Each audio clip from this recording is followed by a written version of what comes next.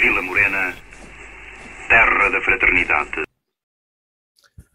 Ora vivam, caros amigos, caros amigas e especialmente caros mochitos.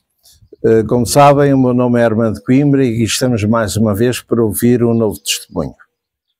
Tal como já referimos anteriormente, os 50 anos do 25 de Abril não se esgotam nas comemorações que têm havido, nomeadamente no próprio dia 25 de Abril de 2024, pois existem muitas coisas que sucederam no depois e que serão acompanhadas aqui no Olho do Mocho, mas também no antes. E uma das que eu considero mais importante, para além daquele dia 25 de Abril de 1974, é o que se passou na Guerra Colonial e na influência que teve, quer nos militares que sobreviveram, quer nos aqueles que faleceram em combate e, por consequência, nas suas famílias.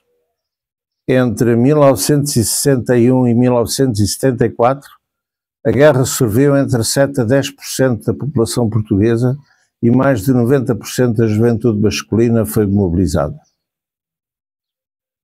Tendo sido obrigados a ir para uma guerra sem lhes ter sido perguntado se queriam ir ou até explicada a razão da mesma e dos seus objetivos, os nossos valentes jovens estiveram sujeitos a enormes sacrifícios durante a sua presença nos diversos cenários de guerra, sofrendo na sua pele os efeitos da mesma, quer através de traumas, estima-se hoje que cerca de 140 mil militares ficaram afetados psicologicamente pela guerra, quer de deficiências físicas, pois estima-se também que ficaram incapacitados, feridos, cerca de 100 mil, e destes com deficiências físicas, cerca de 25 mil, mais propriamente cerca de 20 mil. O número exato não se sabe ao certo, mas sabe-se que dos quais 25% incapacitados com um grau superior a 60%. E ao fim e ao cabo, mas elas que os têm acompanhado ao longo da vida. E ainda, querem em acidentes ocorridos nos cenários de guerra e, no pior dos cenários, na sua morte em combate. Durante os 13 anos em que a guerra foi de facto um problema grave para o nosso país e para os nossos jovens, morreriam cerca de 10 mil militares portugueses, embora o número exato não esteja, ainda hoje, passados 50 anos, totalmente apurado. Entretanto, as suas famílias sofriam aqui no continente e algumas delas ficaram a sofrer o resto da sua vida e por isso mesmo o Olho do Mocho as considera umas heroínas. Em 1971, uma informação da delegação de Coimbra da PIDE-DGS deu conta de que muitos mancebos de todas as classes sociais não tinham levantado as guias de marcha para se apresentarem nas unidades de incorporação. Isso era um sinal de que efetivamente os jovens estavam a despertar para a realidade da guerra. E durante os 13 anos de guerra, cerca de 110 a 170 mil jovens faltaram ao serviço militar, sendo considerados refratários e desertores.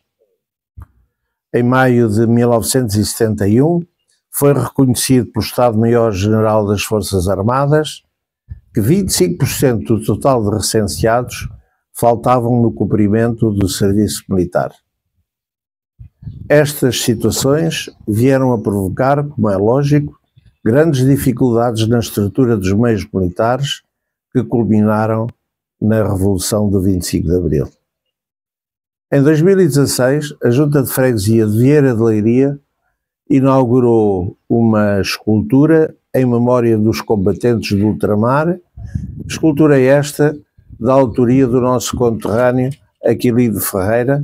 Nesta escultura existe uma placa com o nome dos dois girenses falecidos ao serviço das forças destacadas na Guerra do Ultramar, Acácio Carriça Pedrosa e Jorge Custódio Grácio. Em homenagem e reconhecimento a estes verdadeiros heróis do nosso Portugal, o Olho do Mocho recolheu testemunhos de alguns casos que evidenciam o perigo em que estiveram envolvidos, tendo já apresentado os testemunhos de ex-combatentes feridos em combate, nomeadamente José Rodrigues e de António Silva, dando continuidade à homenagem aos militares da nossa freguesia que sofreram as consequências nefastas da guerra colonial. Estamos a falar do testemunho de Dário Custódio Grácio, de Vieira de Leiria, que é irmão do nosso conterrâneo Jorge Custódio Grácio, uma das vítimas mortais da guerra colonial. Tem sido debatido a questão de ser reconhecido publicamente o esforço que eles fizeram, o terem dado a vida na luta pela pátria e também o sacrifício a que as famílias estiveram sujeitas devido às consequências com que eles regressaram à pátria. Alguns com consequências físicas, mas que sobreviveram, mas outros com consequências mais dramáticas, em que as famílias se limitaram a receber uma urna com o respectivo corpo. Hoje, um desses casos é o segundo caso de falecimento no serviço militar na guerra colonial que nós tivemos na freguesia da Vieira, que foi o Jorge Custódio Grácio, que faleceu em 1975. Para nos falar um pouco de tudo aquilo que se passou e das respectivas consequências, temos connosco o irmão, o Dário Custódio Grácio. Obrigado, Dário, por estares aqui connosco, por teres aceito o convite do Olho do Mocho para dar, enfim, o teu conhecimento sobre tudo o que se passou em 1975, ou seja, há 49 anos que esta situação ocorreu. No entanto, eu gostaria de saber, tu eras irmão do Jorge. Sim. Eu gostaria para já de saber, no dia 25 de Abril, onde é que estavas? 1974, bem entendido. Sim. Estava em Santa Margarida. Então eras militar? Militar. Estávamos em Santa Margarida e fazia, em que é que consistia? Eu era condutor do M47. Isso o que é que é? Combate. Um carro de combate? Sim. Que não ia para o ultramar. Não dava mobilizações. Só. Não dava mobilizações porque aquilo eram carros tão especiais que sim. Não podiam ser incorporados no tipo de guerra que havia de guerrilha que havia nos países africanos.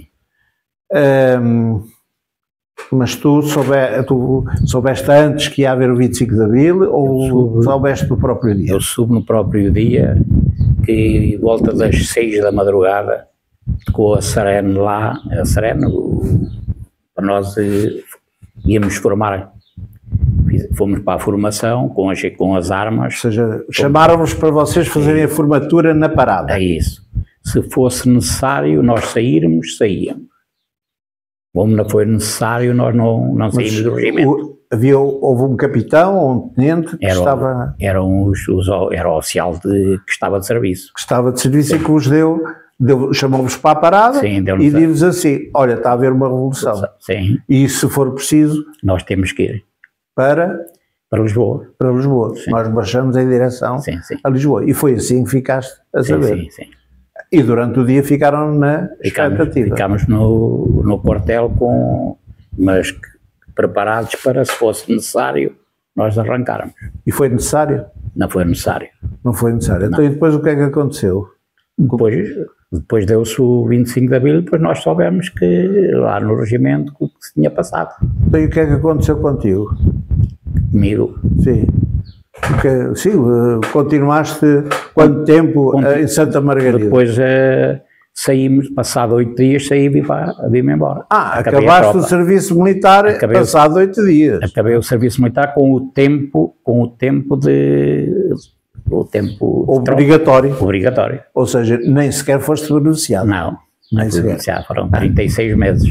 36 meses e tiveste, por casualidade, o facto de sair 8 dias depois do 25 de Abril, regressares à terra natal, ou seja, a Vieira de Leiria. Que eles já sabiam porque nós, os soldados que lá estavam, geralmente quando saíam davam um mês de licença. E como eles estavam a preparar o 25 de Abril, que nós não sabíamos, os militares, nós ficámos lá mais esse mês até se dar o 25 de Abril. Está bem. Passámos mais um mês de... Então, e o Jorge estava nessa altura aonde? O Jorge nessa altura devia estar já em Angola. Ele tinha iniciado o serviço militar? Ele iniciou o serviço militar e foi para lá, foi para Santa Margarida, pertencia, que ele era atirador de cavalaria, e pertencia ao regimento onde eu estava, mas estava num destacamento, não era dentro do quartel da Cavalaria 4, era num destacamento onde iam os mobilizados fazer os exercícios para ir para o ultramar. Ou seja, portanto, o Jorge nasceu em 1953. Sim. E portanto, em 1973 foi mobilizado, foi incorporado no serviço militar. Sim. E no início de 74 foi mobilizado para ir em comissão de serviço para Angola. Sim. E portanto, no dia 25 de Abril ele estava em Angola. Estava em Angola. Se por acaso sabes aonde? Ele devia estar talvez em Quités, na zona de Carmona. Pronto, e foi aí que ele esteve e aí acompanhou o desenrolar de todo o período que se seguiu ao 25 de Abril em Angola. Sim. E depois, o que é que aconteceu? Depois acabou o serviço onde ele estava em Quités. Quando é que ele acabou? Foi em 1974, 75. Em 1975 ele acabou o serviço. E depois foi para Carmona. Para regressar a Portugal, à metrópole. Para regressar. Então, enquanto estava em Carmona... Ele tinha ou esqueceu-se de alguma coisa, que ele foi a Quités ao regimento. Tratar de alguma coisa, ou esqueci-o de alguma coisa. E encontrou, em Carmona, um indivíduo conhecido que ia a Quités. E depois aproveitou, falou com ele que tinha lá esquecido alguma coisa, e ele disse assim: olha, se quiseres ir lá, eu levo-te lá e vamos lá. E quando foi, tiveram o acidente. E portanto, eles iam numa viatura normal? Ia num carro. Não era um carro militar? Não. E bateram, despistaram-se e bateram... Num jipe da FENALA. Foram de encontro a um jipe, não foi o jipe que foi de encontro a eles, foram eles que foram de encontro ao jipe. Isso agora é que... Ninguém sabe. Ninguém sabe. Não. Pronto, enfim, a minha pergunta tinha um certo objetivo. Sim. Mas nesse tempo, ou nessa altura, já se estava numa fase de transição. Sim. E, portanto, ele estava já a poucos dias de regressar. Pois, faltava dias já. E regressou. Mas regressou de uma maneira diferente. Como é que vocês souberam? A gente foi o carteiro, o Sr. Vicente, que nos veio dar a notícia. Veio dar a notícia e foi à Tomé Feteira para dar a notícia ao meu tio, e o meu tio, para o meu tio vir dar a notícia à minha mãe, e o meu tio disse para ele vir ter comigo. E o Sr. Vicente veio à minha casa dizer-me, e depois ouvi com ele dar a notícia à minha mãe. Foi um choque violento. Sim. Ninguém estava à espera. Ninguém estava à espera. Então, e depois, a seguir, demorou muito tempo o corpo a vir? Uns meses ainda. E vocês tiveram de tratar alguma coisa ou foi tratado por coisas? Nós não tratámos nada. Eu fui a Lisboa uma vez, fui saber quando é que ele chegava. Uma informação. Fui à junta de navegação e fui ao quartel 7 de Lisboa a saber, E depois informaram-me lá que ele já vinha a caminho. Estava a Vinha chegar, a caminho. Foi de avião, veio de barco? Veio de barco. Veio de barco. E demorou quanto tempo a chegar a cá? Isso não sei. O tempo demorou, não sei. Mais ou menos. O funeral terá sido passado 4 meses, 5 meses, Sim, 3 meses? Uns 5 meses, 4, 5 meses. 4, 5 meses. 5 meses. Terá demorado cerca de 5 meses. Sim, demorou a chegar cá. Demorou um bocado. Do tempo durante o qual vocês viveram um sofrimento muito grande. Sim. Porque estavam à espera que ele chegasse a qualquer instante, não é? E depois ele veio para Lisboa, chegou no barco para Lisboa e depois de Lisboa para cá. Depois foi uma viatura do quartel 7 de Leiria buscar o corpo, depois fez o funeral aí na Vieira. E com guarda de honra e com os preparativos militares. Com honras militares? Sim, com honras militares. E a tua mãe, ou seja, houve algum familiar que depois dele ter falecido... Vamos regressar. Depois corta esta parte que fizeste assim com a mão.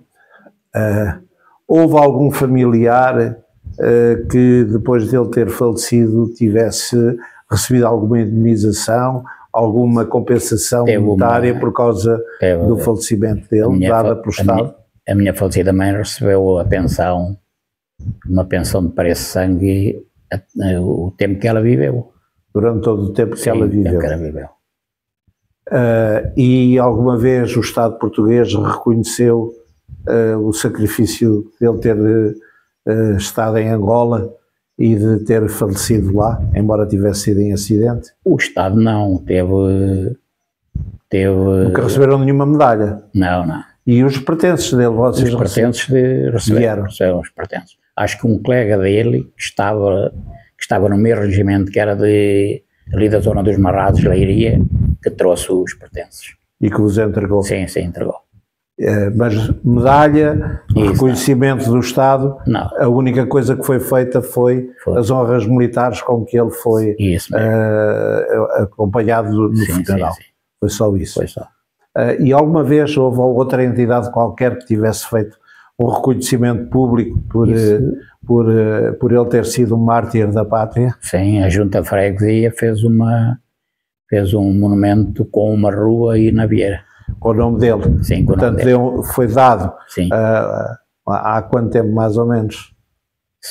Talvez 1 ano e meio, 2 anos. Há 1 ano e meio, 2 anos, a Junta de Freguesia da Vieira reconheceu publicamente, dando o nome de Jorge Custódio Grácio a uma rua na Vieira. Sim, e tem um monumento, os dois, com o nome dos dois, em frente à Junta de Freguesia de Vieira de Leiria. Quais dois? O da Praia da Vieira. Ou seja, estamos a falar que no largo onde é a Junta de Freguesia, no monumento que existe lá aos combatentes da guerra e aos combatentes do ultramar, estão lá registados os nomes que faleceram. Do Jorge Custódio Grácio e da Cássio Carriço Pedrosa. São os dois que estão lá registados. Isso mesmo. De alguma maneira está aí, digamos, também uma homenagem feita nesse monumento. Mas em termos de efetivos de ruas, foi-lhe dado também, foi reforçado, digamos, aquilo que existe nesse momento com o nome de uma rua. Achas que vocês família, se sente de alguma maneira com a dor atenuada de terem perdido, no teu caso, um irmão, com este reconhecimento que foi feito pela Junta de Freguesia?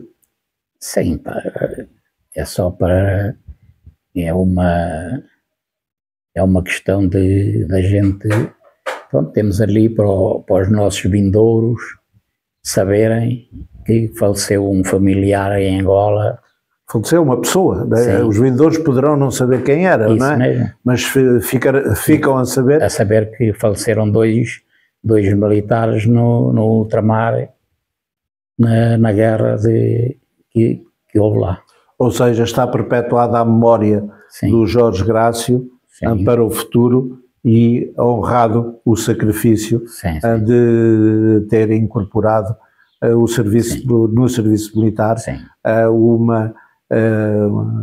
batalhão que esteve em Angola, embora já num período de transição da guerra, enfim, que existia para a entrega do governo angolano a quem se sucedeu. Então eu apenas tenho a agradecer a amabilidade que tiveste de dar o teu testemunho e o Olho do Mocho estará sempre à disposição para alguma coisa que seja preciso. Ok? Obrigado a dar e até um dia destes. Obrigado também.